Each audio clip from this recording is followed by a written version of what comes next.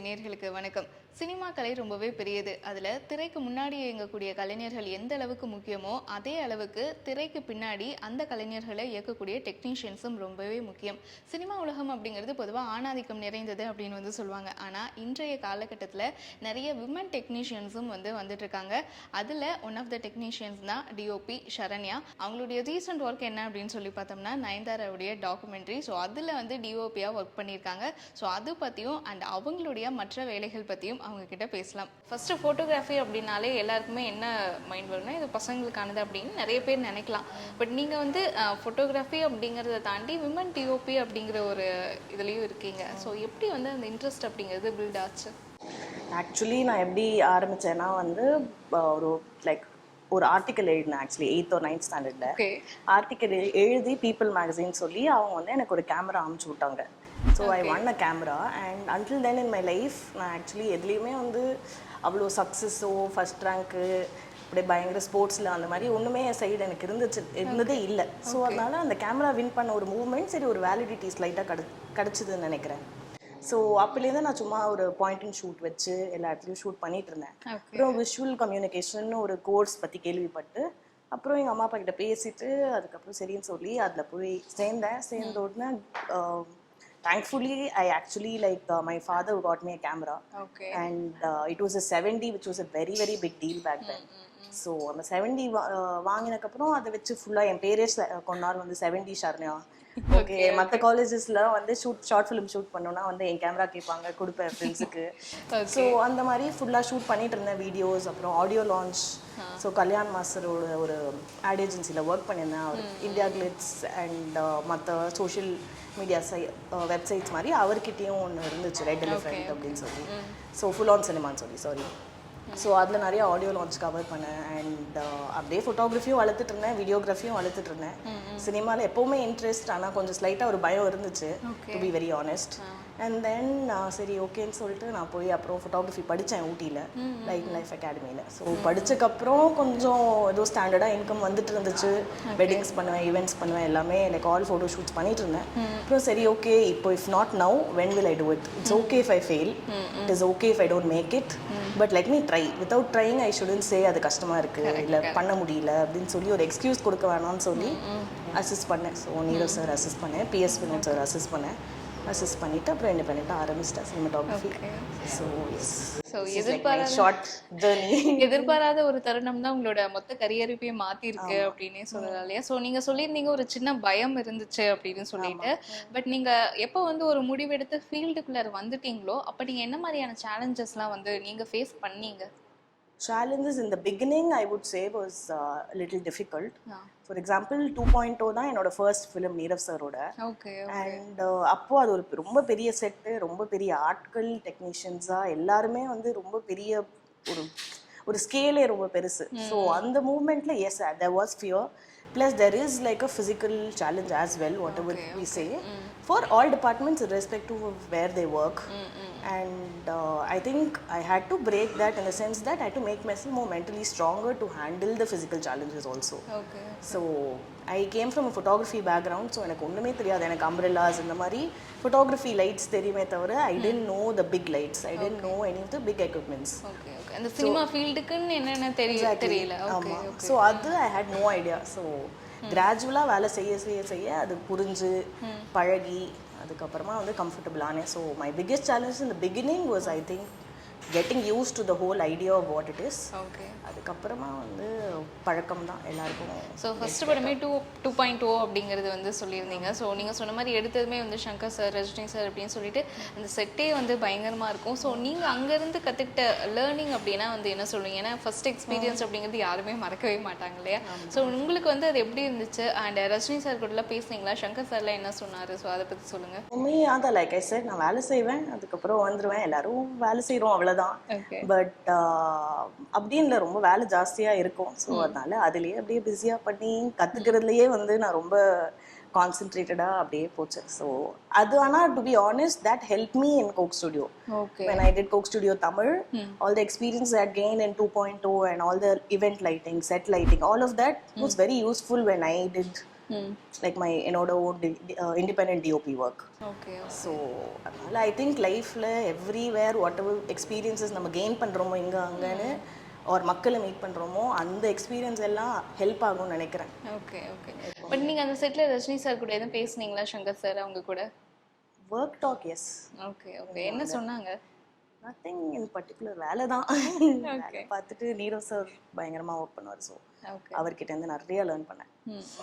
நீங்கள் வந்து சொன்னீங்க ஃபஸ்ட்டு வந்து நீங்கள் ஒரு ஸ்டூடெண்ட் ஜேர்னலிஸ்ட்டாக தான் வந்து ஸ்டார்ட் பண்ணியிருக்கீங்க கரியரை, ரைட்டா? ஸோ அதுக்கப்புறம் சினிமா ஃபீல்டுக்குள்ளே வந்துட்டீங்க அண்ட் இப்போ வந்து இண்டிபெண்ட்டாக வந்து பண்ணிட்டு இருக்கீங்க அப்படின்னு சொல்கிறீங்க. ஸோ அந்த படங்கள் ஆகட்டும், ஆட் ஆகட்டும், ஸோ ஒவ்வொன்றுமே வந்து ஒவ்வொரு ஃபீல்டு அப்படின்னு வந்து சொல்லலாம். ஸோ இதில் வந்து என்ன மாதிரியான டிஃப்ரென்ஸை வந்து நீங்கள் பார்த்துக்குவீங்க ஒர்க் வைஸில்? என்னன்னா நான் வந்து ஜேர்னலிசம்னு பண்ணல, but I actually intern. Okay. Like விஸ்காம்ல என்ன அட்வான்டேஜ்னா அந்த 3 வருஷம் நம்ம படிக்கிற போது எல்லாமே லேர்ன் பண்ணுவோம். அந்த விஷுவல் கம்யூனிகேஷன் சொல்லி எல்லா மீடியா ஃபீல்ட்லேயும் லேர்ன் பண்ணுறதுல சரி எது எனக்கு செட் ஆகுது எது செட் ஆகலைன்னு ஒரு ப்ரோஸ் அண்ட் கான்ஸ் போட்டு பார்க்கலாம். அண்ட் உங்களோட அதில் இருக்கிற ஆர்வமும் உங்களுக்கு தெரியும் வேலை செய்ய. ஸோ எனக்கு வந்து அதனால தினத்தந்தியில் ஒர்க் பண்ணேன் இதுவா ஃபோட்டோ ஜேர்னலிஸ்டாக. ஸோ டெய்லி 100 கிலோமீட்டர் வண்டி ஓட்டு ரமேஷ் சார்னு ஒருத்தர் இருக்காரு. ஸோ அவர் தான் என்னோட பாஸ். அவரோட நானும் பைக் எடுத்துகிட்டு ஃபுல்லாக சுற்றிட்டு உங்களோட ஒர்க் எவ்வளோ கஷ்டம் அப்படின்னு சொல்லி ஜென்யூனாகவே எனக்கு ரொம்ப அப்போ தான் புரிஞ்சுது நான் வேலை செய்கிற மட்டும். ஸோ அதனால அந்த challenges, so again that is also something that helps me today in my work. என்னன்னா ஸ்கேல் தான் டிஃப்ரென்ஸ். எல்லாமே வந்து சிமிலர் ஒர்க் தான், but the scale of the project ஒரு ப்ராஜெக்ட்டுக்கும் இது எவ்வளோ பெருசு இல்லை அது எவ்வளோ பெருசு அதுதான் டிஃப்ரென்ஸ் நினைக்கிறேன். பட் அதோட கிராமர் பேசிக்ஸ் எல்லாமே வந்து ஒரே மாதிரி தான் இருக்கும். ஓகே. பட் உங்களுக்கு எது ரொம்ப கம்ஃபர்டபுளாக அண்ட் என்ஜாய் பண்ணுவீங்க? ஏன்னா படங்கள் ஒரு சைடு ஆட்னா வந்து டக்குன்னு முடிஞ்சிடும், படம்னா ஒரு 2-3 months போகும். ஸோ இந்த மாதிரியான டிஃப்ரென்ஸ் இருக்குல்லையே, உங்களுக்கு வந்து ரொம்ப பர்சனலாக என்ஜாய் பண்ணுறது எது? எல்லாமே நல்லா தான் இருக்கும். இல்லை எல்லாமே சொல்லி வைக்கும் போதே ஃபன்னுன்னு நான் கூப்பிட மாட்டேன், பட் எல்லாமே வந்து அதோட சேலஞ்சஸோட ஒரு நல்ல எக்ஸ்பீரியன்ஸ் கொடுக்கும்னு நினைக்கிறேன். ஸோ எனக்கு அந்த மாதிரி பர்டிகுலராக ஒன்றும் இல்லை. மூவிஸ் வேற ஒரு பால் கேம், வந்து கமர்ஷியல்ஸ் அதெல்லாம் வந்து வேற ஒரு பால் கேமாக இருக்கு. கமர்ஷியல்ஸ் ஆக்சுவலி ரொம்ப டஃப். ஏன்னா ஒரு நாளில் அவ்வளோ ஷார்ட்ஸ் எடுத்தே ஆகணும். அது ரொம்ப சேலஞ்சிங்கான ஒரு விஷயம் நான் நினைக்கிறேன். இப்போ வந்து டிஓபிஸ் வந்து டிரெக்டர்ஸோட மிங்கிள் ஆகணும், அவங்களோட வேவ் லென்த் வந்து ஒரே மாதிரி இருக்கணும் அப்படின்னு வந்து சொல்லுவாங்க. நிறைய பேர்லாம் வந்து சொல்லுவாங்க நான் நினைக்கிறத வந்து என்னோட டிஓபி அப்படியே வந்து ஸ்க்ரீனில் கொடுத்துருவாங்க அப்படிங்கிற மாதிரிலாம் சொல்லுவாங்க. ஸோ அந்த அளவுக்கு அந்த வேவ் லென்த் அப்படிங்கிறது டிரெக்டர் கூட ஒரே மாதிரியாக இருக்கணும். ஸோ உங்களுக்கு வந்து அந்த கான்வர்சேஷன் வித் டிரெக்டர் அப்படிங்கிறது எப்படி இருக்கும் ஜென்ரலாக படங்களுக்கு? ஃபார் மீ அவங்க என்ன சொல்ல வராங்கன்னு சொல்லி ஃபஸ்ட்டு புரிஞ்சுக்கணும். ஸோ பேசிக்காக ஒரு பர்சனோட ஒரு அண்டர்ஸ்டாண்டிங் இருக்கணும்.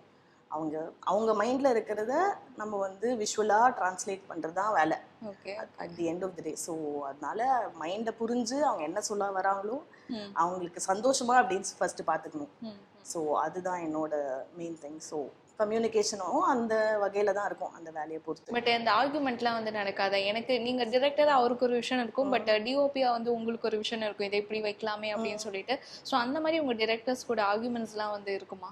ஐ will not call it argument, I will call it something maybe கன்ஸ்ட்ரக்டிவான ஒரு கான்வர்சேஷன் நான் சொல்லுவேன் அதை. So because at the end of the day அந்த ப்ராடக்ட்டுக்கு தான் உழைக்கிறோம் எல்லாருமே. ஸோ அவரோட விஷன். ஸோ எனக்கு என்னென்னா டைரக்டர் எப்போவுமே ரெஸ்பெக்ட் பண்ணும், எல்லாரையும் ரெஸ்பெக்ட் பண்ணும் ஆப்வியஸ்லி, பட் டைரக்டரோட விஷனுக்கு ரெஸ்பெக்ட் பண்ணி 100% உழைச்சி வேலை செஞ்சால் அதை எங்கேயாவது கொண்டு போய் விடும் அப்படின்னு நினைப்பேன் நான். ஸோ நீங்கள் வந்து ஃபஸ்ட்டு ஒர்க் பண்ண படம் 2.0 அப்படின்னு வந்து சொல்லியிருந்தீங்களே, ஸோ நீங்கள் வந்து அதில் என்ன மாதிரியான இன்புட்ஸ்லாம் வந்து நிரவ் ஷா அவர் கூட வந்து கொடுத்தீங்க? சத்தியமா அந்த லெவல்லாம் நான் இல்லை, நான் சொல்கிறேன் எனக்கு லைட்டு பேர் கூட தெரியாது. ஸோ ஃபஸ்ட்டு படம் அப்படிங்கிறது நான் பேசிக்காக வந்து ஒரு இன்டர்ன் கணக்குன்னு வச்சுக்கலாம். ஸோ அவ்வளோலாம் ஒன்றுமே இல்லை. ஸோ நீங்கள் அப்போ வந்து நீங்கள் கற்றுக்கிட்டீங்க, அதுக்கப்புறம் கற்றுக்கிட்டு நீங்கள் இன்புட் கொடுக்க ஆரம்பித்த படம் அப்படின்னா வந்து எது சொல்வீங்க? இன்புட் கொடுக்க ஆரம்பித்த பிஎஸ் சாரோடு சில இன்புட்ஸ் கொடுப்பேன்.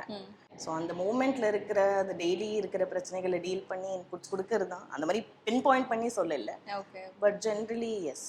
ஸோ உங்களோட நோட்டபிள் ஒர்க் அப்படின்னா வந்து சூப்பர் டீலக்ஸ் வந்து சொல்லலாம். ஸோ அதுலேயும் என்னோட நோட்டபிள் ஒர்க் இல்லை, அது வந்து நீரவ் சாரோடது. ஸோ அதில் ஏடியா வந்து ஒர்க் பண்ணியிருக்கீங்க. ஸோ 2.0ல இருந்ததுக்கும் நீங்கள் சூப்பர் டீலக்ஸில் அவர் கூட ஏடியா ஒர்க் பண்ணதுக்கும் என்ன மாதிரியான டிஃப்ரென்ஸ் வந்து உங்களுக்கு பர்சனலாக இருந்துச்சு? நீங்கள் என்ன மாதிரியான இன்புட்ஸ் இதில் இப்போ கொடுத்துருக்கலாம் இல்லையா? ஸோ அதில் தான் வந்து இன்டென்ட். ஸோ இதில் வந்து என்ன மாதிரி வந்து நீங்கள் இம்ப்ரூவ் பண்ணீங்கன்னு சொல்கிறேன், because it takes a very long time to even போய் இன்புட் கொடுக்குற ஒரு லெவல் போகிறதுக்கே வந்து அது ரொம்ப வருஷம் ஆகிற ஒரு ப்ராசஸ் ஆக்சுவலி.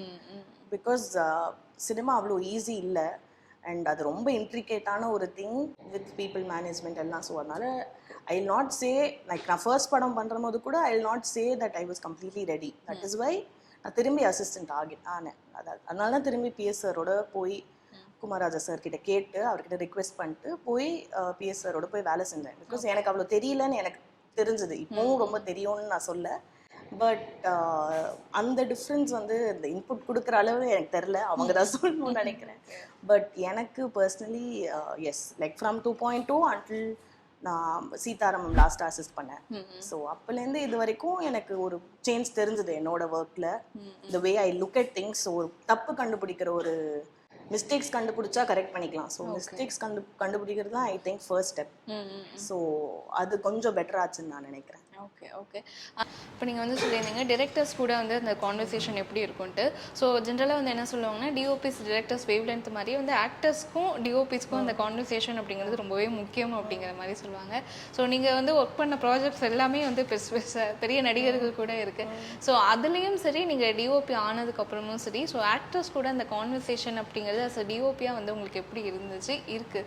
எனக்கு என்னன்னா நம்ம எப்படி பேசுகிறோமோ அவங்களும் அதே தான், அப்படி தான் நான் பார்க்குறேன். பிகாஸ் எல்லாருமே ஒரே தான் அப்படின்னு நான் ரொம்ப பிலீவ் பண்ணுற ஒரு பர்சன். ஸோ அதனால் அவங்களோட ஜென்ரலாக எது பெட்டர் சைடு அவங்களுக்கு, இல்லை எது இன்னும் மோர் கம்ஃபர்டபுள் அவங்களுக்கு அப்படின்னு கேட்டுப்பேன். ஸோ கேட்டு அதை பொறுத்து லைட் பண்ணுறோமோ இல்லை அதை பொறுத்து கேமரா வைக்கிறோமோ அதை பேசிஸாக அவங்கள பெட்டராக காமிக்கணும், அந்த மூமெண்ட்டை இன்னும் பெஸ்ட்டாக கேப்சர் பண்ணணும் அப்படின்னு சொல்லி நான் நினைக்கிறேன். According to the story, story என்ன இருக்கோ அதை பொறுத்து அவங்கள பெஸ்ட்டாக காமிக்கிறது தான் என் வேலை. ஸோ அதனால் பேசி புரிஞ்சு அண்ட் அவங்கள நம்ப வைக்கணும், அதுவும் இஸ் இம்பார்ட்டண்ட்.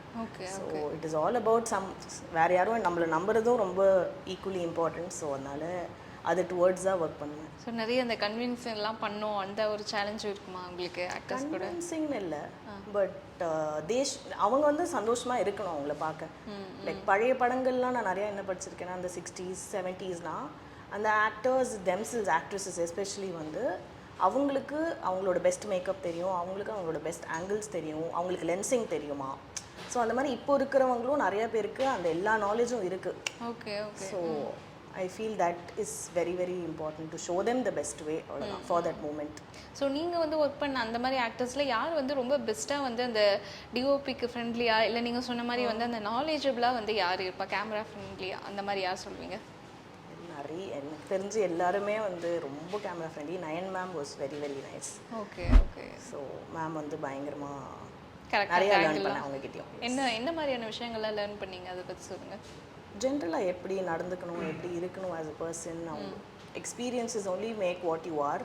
அண்ட் ஹர் அவங்களோட எக்ஸ்பீரியன்ஸஸ் ரொம்ப like varied and very incredible human being. So I learned a lot. Okay. Nayanthara அப்படின்னு வந்து சொல்லியிருந்தீங்க. ஸோ உங்களுடைய ரீசெண்ட் ஒர்க்குமே வந்து அவங்களோட டாக்குமெண்ட்ரி தான் வந்து டாக் ஆஃப் த டவுனாக இருக்குது. ஸோ அவங்களோட ஃபேன்ஸ் வந்து எப்போ வரும் அப்படிங்கிற மாதிரி எக்ஸ்பெக்ட் பண்ணிட்டு இருக்காங்க.